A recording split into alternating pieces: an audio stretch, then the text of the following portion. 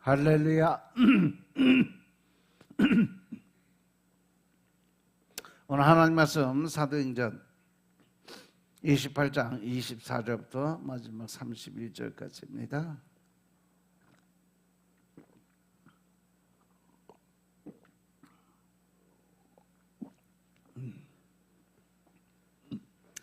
자, 같이 합독합니다. 그 말을 믿는 사람도 있고 믿지 아니하는 사람도 있어 서로 맞지 아니하여 흩어질 때에 바울이 한 말로 일러 가로되 성령이 선지자 이사야로 너희 조상들에게 말씀하신 것이 옳도다.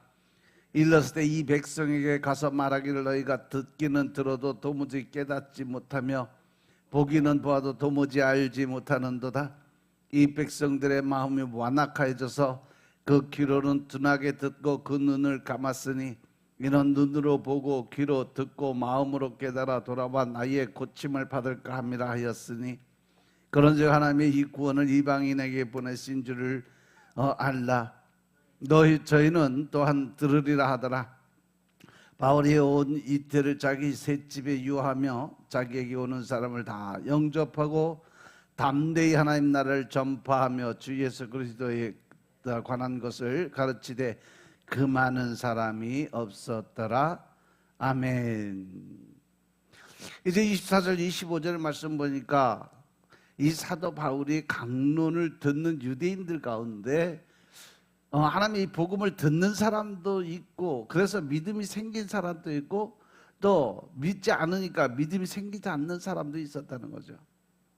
아침부터 저녁까지 강행한 이 사도 바울의 증언을 통해서 몇 사람의 믿는 사람을 얻게 됐다는 거예요. 대체로 이제 학자들은 보면 이때 믿는 사람보다 믿지 않는 사람이 더 많았을 거라고 추정을 하지만 유대인 동족에게 복음을 증거하면서 그들에게 믿음을 갖게 하려는 사도 바울의 노력이 아주 지극히 적은 부분으로만 성공을 거두었던 경우는 여기 사도행전 자체에도 여러 차례 기록이 되어 있었습니다. 그것에 대해서도 사도 바울은 실망하거나 좌절하지 않았고 또 자기 전도 복음 전도 사명에 대해서 포기하지 않았다. 그러니까 끝까지 이 유대인들을 변화시키기 위해서 끝까지 노력을 했다는 거죠. 믿는 사람과 믿지 않는 사람들은 서로 대화하다가 맞지 않으니까 서로 이제 흩어져서 헤어지는 그런 사건이 벌어졌다고 기록이 되어 있어요. 그리고 사도 바울의 이야기를 듣고 있는 로마의 유대인들 사이에서도 의견이 갈리었어요. 마침내 집회가 더 이상 계속되지 못하고 흩어지는 상황에 이르게 됐다는 거죠. 23장 10절에 있었던 유대인들 사이의 분쟁을 다시 한번 연상시키는 그런 장면이 나타나게 됐어요. 이때 사도 바울은 이사야 말씀을 기억해서 이사야 6장 9절부터 10절의 인용으로 인해서 이곳 외에도 신약에서 무려 6번이나 이렇게 반복된 그러한 말씀이에요. 본래 이사야서 6장 9절부터 10절은 하나님께서 이사야에게 허락하신 말씀이지만 사도 바울은 이것을 이스라엘 백성들에 직접 말씀하신 것으로 적용을 하고 있어요. 왜냐하면 이 말씀을 전하는 핵심이 뭐냐? 그 핵심의 대상이 바로 이스라엘 백성들이기 때문에. 그러니까 하나님의 구원의 계획이 첫 번째로 하나님은 이스라엘 백성들을 구원하기에 모든 프로그램을 짰는데 결국은 그들이 하나님의 말씀을 믿지 못하고 자기 의를 드러내고 자기가 알고 있는 지식으로 믿음 생활을 하려고 하다가 보니까 결국은 그들은 하나님을 대적하게 되는 그런 사건이 벌어져요. 지금 이 시대도 마찬가지예요. 그냥 하나님의 말씀을 그대로 믿고 그 하나님이 그대로 일하실 것을 믿는 믿음을 갖고 담대하게 나아가는 사람들은요 믿음의 성장이 엄청 빨라져요. 근데 자기가 알고 있는 지식 또 자기가 알고 있는 지혜, 세상적 지혜와 지식을 가지고 하나님의 말씀을 선포를 하려고 하다가 보니까 결국은 그들이 무너질 수밖에 없다는 거죠. 왜? 하나님의 말씀은 세상의 지식과는 전혀 상관이 없는 거예요. 내가 알고 있는 지식을 갖다가 세상 지식을 갖다가 하나님의 말씀으로 해석을 하려니까 그게 알 수가 없고 이해가 안 되는 거죠. 그러니까 26절 27절 말씀처럼 이 백성에 가서 말하기를 너희가 듣기는 들어도 도무지 깨닫지 못하고 보기는 봐도 도무지 알지 못하게 되는 그런 날이 있다, 이렇게 말씀을 하신 거예요, 이사야 선지자를 통해서.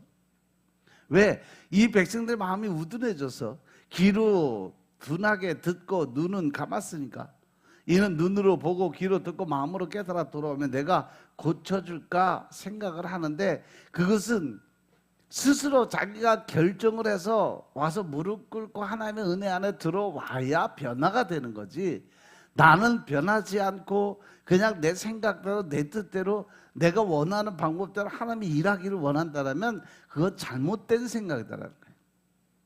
그래서 이사야 선지자는요, 유대인들이 복음을 들어도 듣지 않을 것을 미리 예언적으로 선포를 해놓은 거예요. 하나님의 말씀을 믿지 않은 유대인들이 고침을 받지 못하도록 심판을 하신다는 거죠. 70인의 이사야서 6장 9절 10절 내용이 일치하는 이 말씀은 이스라엘 백성의 완악함, 즉 자아와 교만으로 가득 찬 그 모습을 하나님이 그대로 보여주고 있는 거예요. 원래 이 말씀이 하나님께서 이사야 선지자를 이스라엘 백성들에게 보내실 때 그가 어떠한 말을 해도 백성의 태도가 바뀌지 않을 것이라는 사실을 예언하는 그런 장면이었죠. 이 말씀은 그들이 변화되기를 바라는 반어적인 표현이에요. 즉 그렇게 그들이 변하지 않을 걸 알면서도 가서 전하라는 건 뭐예요? 그래도 그 사람들이 변할 수 있는 희망을 갖고 가서 전해서 그들이 한 사람이라도 구원을 받을 수 있게. 왜? 하나님은 한 생명을 그렇게 귀하게 여긴다는 그런 역설적 표현으로 하나님 말씀을 기록한 거예요. 결국 이스라엘 백성들이 완악해서 회개하지 않아서 이사야 선지자의 말을 듣지 않음으로 인해서 결국 바벨론의 포로가 되는 것으로 결론이 지어지는 거죠. 만약에 그때 당시에 이사야 선지자의 말을 듣고 그들이 회개하고 또 그들이 하나님의 그 말씀 안으로 들어왔으면 이스라엘 백성들이 430년 종살이 할 필요는 없었다는 거죠. 이제 사도 바울은 그 말씀을 이사야 시대의 백성 후손들에게 그대로 적응시켜서 이야기를 하는 거예요. 사도 바울에 있어서 이 말씀은 이스라엘 백성들의 완고함 그리고 그에 따른 심판을 말하려고 하는 게 아니에요. 회개하지 않는 그들에 대한 안타까움으로 이제는 때가 됐으니까, 하나님의 때가 됐으니까 이제 너희들이 변화가 돼야 된다, 변화가 되지 않으면 너희들 죽어서 지옥 간다, 이 말씀을 하는 거예요. 이스라엘이 구원의 복음을 거부했기 때문에 그들은 결국 망하는 삶을 살아가니까 갈 수 있는 곳이 지옥밖에 없다는 거죠. 그래서 이제는 그 구원이 이방인에게 향할 수밖에 없다고 말씀하시고 계신 거예요. 바로 28절 말씀이죠. 사도 바울이 로마서에서 말한 바 있듯이 이 말씀은 유대인들에게 구원의 가능성이 없어졌다는 것을 뜻하는 것이 아니에요. 결국 유대인들도 이방인의 구원을 통해서 구원에 참여하게 하려는 하나님의 섭리가 그 안에 들어있어요. 이스라엘 백성들에게 직접 하나님의 모든 걸 선포하고 알려주고 깨우쳐줌에도 불구하고 그들이 변화가 안 되니까, 그러면 그들이 가장 멸시하고 가장 천하게 여겼던 이방인들을 변화시켜서 그들이 하나님의 은혜 가운데 그들이 하나님의 성령의 인도하심에 따라 변화된 모습을 보고 너희도 그렇게 변했으면 좋겠다라고 생각해서 하나님이 그렇게 계획을 짠 거죠. 하나님은 그들을 완악하게 해서 복음을 깨닫지 못하게 하신 게 아니에요.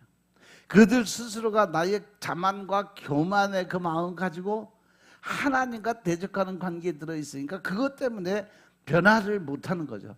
따라서 완악한 사람들은요, 하나님 나라를 깨달을 수가 없다는 거예요. 왜? 그 교만과 자만, 잘난 척이 결국 하나님을 무시하는 행동을 할 수밖에 없으니까. 우리가 하나님 나라의 복음을 하려면 제일 먼저 우리는 예수 그리스도의 마음을 닮아가야 돼요. 그럼 예수 그리스도의 마음이 뭐예요? 나는 온유하고 겸손한 자다. 예수님이 하나님의 온유와 겸손을 배우고 내려놓음을 통해서 우리는 내가 변화된 모습이 있어야 하나님을 만날 수 있다는 사실을 명심하시기 바랍니다. 그래서 28절 보니까 하나님의 구원이 이방인에게 보내진 것을 알라. 그들은 그것을 들으리라. 즉 이스라엘 백성들은 절대 듣지 않을 거지만 이방인들에게 전할 때는 그 이방인들은 그것을 받아들이고 인정해서 믿음이 성장하기 위해서 그들이 변화된 모습을 보이게 될 거다라는 거죠. 그래서 사도 바울은 이제 로마인들 유대인들에게 복음 전하는 것을 그치고 이방인들에게 복음을 전하는 그러한 생각을 갖게 된 거예요. 하나님의 구원은 먼저 이스라엘 백성들에게 제시됐지만 그들이 거부해서, 그래서 결국 구원은 이방인들에게 먼저 보여지게 됐다는 거죠. 이것은 사도 바울이 여러 차례 강조한 바 있는, 놀리고 자신의 이방 선교의 정당성을 확인해 주는 그러한 장면이 돼요. 따라서 하나님 말씀하신 대로 유대인들은 듣지 않을 거지만 이방인들은 듣고 변화된 모습으로 살아가게 될 거다. 그 결과 유대인들에게 주어져야 될 구원이 이방인에게 돌아갔다는 사실을 깨닫게 만들어 주겠다는 하나님의 계획이에요.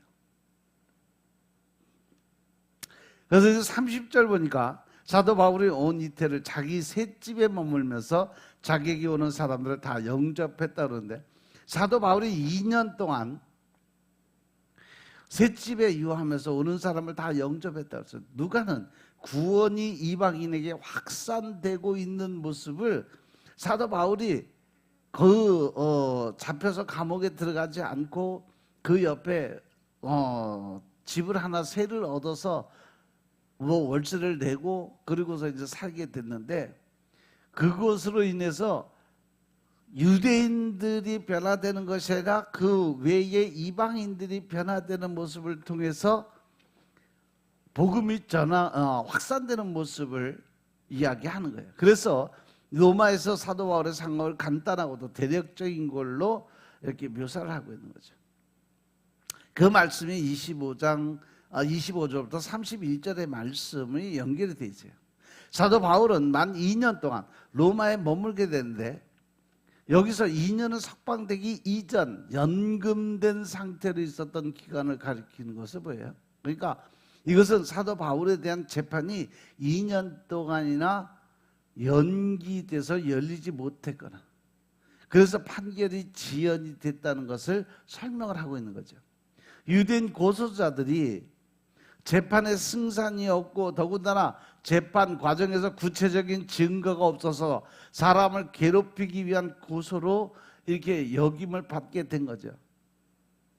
허위 고소가 된 것을 다 사람들이 알게 됐다는 거예요. 그들은 그에 대한 응징을 받아야 했던 로마 법정의 절차가 두려우니까 고소가 만료되는 게 약 18개월 정도. 그러니까 18개월이 지나도록 법정에 나타나지 않은 것으로 기록이 된 거예요. 그러니까 범인의 만기되는 날짜가 뭐라 그러지? 공소시효가 끝났다.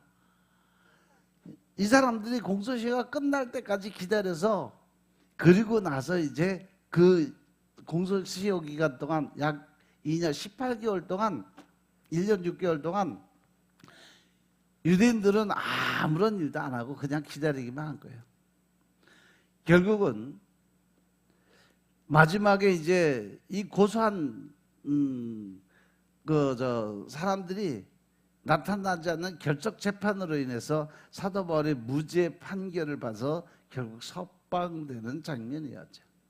이때 사도 바울 로마에 도착한 61년 중순부터 63년까지 기간이었던, 사도 바울이 머문 집이 무료 교도소가 아니라 세를 내는 집이었다는 거 보여줬고, 사도 바울이 집세를 어떻게 부담할 수 있었는가에 대해서 원래부터 가지고 있던 돈으로 지불했다고 보는 사람도 있고, 또 장막 만드는 일을 하면서 매일 일을 하면서 돈을 벌어서 지불했다는 사람도 있는데, 빌립보서 4장 18절에 보시면 빌립보 교회에서 선교 헌금을 보내줘서 사도 바울이 그 집세를 대신 내고 있었다는 것을 성경을 통해서 볼 수가 있어요. 빌립보서 4장 16절도 보니까 데살로니가에 있어요. 데살로니가 그 교회에도 그 처음 교회 개척을 할 때 한두 번 나의 쓸 것을 너희들이 보내줬지 않냐? 내가 선물을 구한다 아니고 오직 너희에게 유익하도록 과실이 번성하기를 구했다 그랬어요. 그래서 내게는 모든 것이 있고 또 풍부하니까 에바브로디도 편에 너희의 준 것을 받았으므로 내가 풍족하니까 이는 받으실 만한 향기로운 제물이고 하나님이 기쁘게 하는 것이다. 나의 하나님이 그리스도 예수 안에서 영광 가운데 그 풍성한 대로 너희의 모든 것을 채워주겠다. 그만큼 너희들가 열심히 선교를 했으니까 하나님이 그 선교 예물을 드린 것에 대해서는 분명히 반드시 축복을 해주고 그만큼 더 이상 채워줄 거니까 내가 그렇게 중보하고 기도해 줄게라고 하는 얘기예요. 이렇게 후원받아서 사도 바울은 찾아오는 모든 사람들을 다 인도하고 영접하고 또 복음을 전하고 또 그들이 변화된 모습을 보게 됐다는 거죠. 이 모습은 사도 바울을 찾는 사람들이 그치지 않고 계속되었다는 것을 얘기를 하는 거죠. 이때 찾은 사람들은 이방인들이 주종을 이뤘고 또 그로 인해서 많은 사람이 변화됨으로 인해서 그 모습을 보고 유대인들도 많이 개종이 됐다고 그래요. 그래서 31절 마지막 절 보니까 하나님의 나라를 전파하며 주 예수 그리스도에 관한 모든 것을 담대하게 거침없이 가르쳤다. 그래서 하나님 나라를 전파하고 주 예수 그리스도에 관한 것을 가르치되 금하는 사람이 없었다. 사도 바울을 찾아오는 사람들에게 하나님 나라를 전파하고 예수님에 관한 모든 것을 전했다 그랬어요. 사도 바울이 전한 것은 하나님 나라의 복음이야. 따라서 복음의 핵심은 그건 뭐다? 예수. 복음의 핵심은 뭐다? 하나님. 그 외에는 다른 거 아무것도 없다라는 거예요. 우리가 예수님을 믿을 때 우리 마음속에 하나님 나라가 이루어지게 돼요. 따라서 우리가 죽은 후에도 하나님의 나라에 갈 수 있다는 확신 있는 믿음이 있으면 결국 우리는 하나님의 방법, 하나님의 뜻대로 살아가게 될 것이고 하나님이 싫어하시는 일들은 자제를 하고 안 해야 될 것이고 또 내 안에 있던 내가 가지고 있던 어떤 생각이나 판단, 정죄, 심판 또 자만과 교만의 마음, 자기 고집과 아집 이런 걸 다 내려놓고 이제 오직 하나님의 말씀만 의지해서 나아가는 믿음을 갖게 되니까 그러니까 하늘나라 백성으로 하나님의 자손으로 인정을 받게 되고 영원한 생명 즉 영생을 얻게 된다는 사실 명심하시기 바랍니다. 사도 바울이 이 복음을 전하는데 그래서 그 많은 자 복음을 전하지 못하게 하는 사람들이 없었다 그랬어요. 사도 바울은 자기를 방문하는 모든 사람들을 영접하고 복음 즉 하나님 나라와 예수 그리스도에 관한 것을 거침없이 가르쳤다 그랬어요.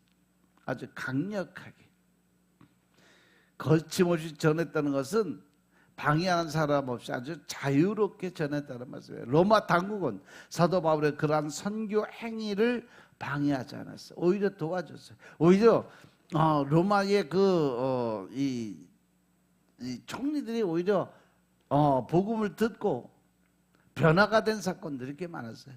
그래서 누가는 이 복음이 로마 당국의 방해를 받지 않고 계속 전파될 수 있기를 바랐을 거예요. 예루살렘의 유대인들은 복음을 거부하고 방해했던 반면 로마에서는요 복음이 아무런 저항을 받지 않고 전파가 됐어요. 이것은 사도 바울에게 주어진 소명과 주님이 약속하신 그 모든 일들이 지금 이루어져 즉 말씀대로 현실에서 이루어지고 있다는 것을 설명하는 거죠. 당시 세계 중심이었던 로마 복음이 성공적으로 전파되기 시작했고 누가는 여기서 아주 간략하게 이제 끝을 맺는 장면에 들어요. 하지만 마침 복음은 로마와 전 세계에 퍼져나가게 될 것을 내다보는 원대한 소망이 있었다는 거죠. 오늘날 이 복음 전파에 대한 방해와 반대가 심해지고 있어요. 우리나라도 요즘에 점점점 종교 탄압이 시작이 되면서 어젠가 여의도 순복음교회 이영훈 목사를 또 김장한 목사도 그 교회도 합동을 해서 또 쳐들어갔더라고요. 근데 이영훈 목사님이 참 말씀하신 게 윤석열 전 대통령이 그 계엄을 한 거는 잘못됐다. 근데 나는 잘못이 없다. 이런 식으로 검찰에 변명을 하고 또 저 기자회견을 했더라고요. 그래서 그냥 나름대로 그 사람도 나름대로 자기 생각이 있겠지 뭐. 아무튼 세계적으로 전도에 대한 문이 닫히고 점점점 어떤 공부하는 그런 이 캠퍼스 전도도 점점 어려워지고 있는 상태예요.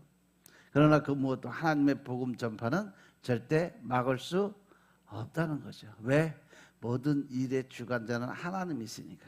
하나님이 친히 이 구원의 역사를 이루어 가고 계시니까 그 일을 누구도 막을 수는 없다는 거죠. 사도 바울은 비록 감옥에 있어도 복음을 전했어요. 그는 비록 죄수라도 하나님 나라의 불이 타오르고 있었다는 거죠. 그는 감옥에 있어도 하나님 나라의 행복을 누리고 살았던 사람이에요. 그는 하나님 나라를 전하고자 하는 열망으로 가득 차 있었어요. 제가 예수님을 만났을 때 저도 내 마음속에 평안이 임하고 또 하늘나라가 임했음을 제가 믿습니다.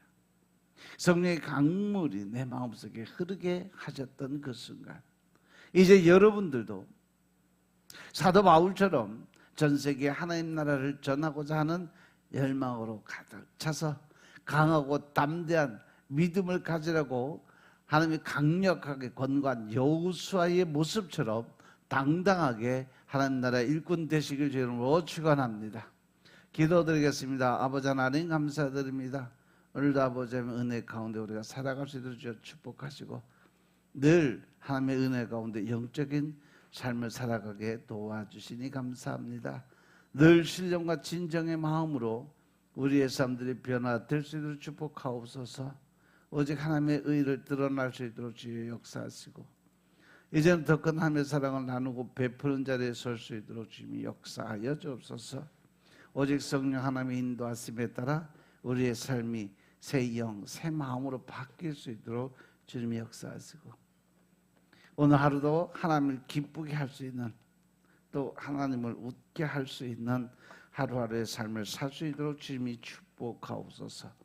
오직 성령의 임재를 통해서 하나님의 권세한 능력이 임하게 하시고 이제 더 큰 하나님의 사랑을 나누고 베푸는 자를 설 수 있도록 축복하시고 오직 하나님의 의만을 드러내고 우리가 먹든지 마시든 무엇이든 주님의 영광을 위해서 살아갈 수 있도록 축복하옵소서. 모든 말씀을 우리 주 예수 그리스도의 이름으로 감사드리며 기도드렸사옵나이다. 아멘.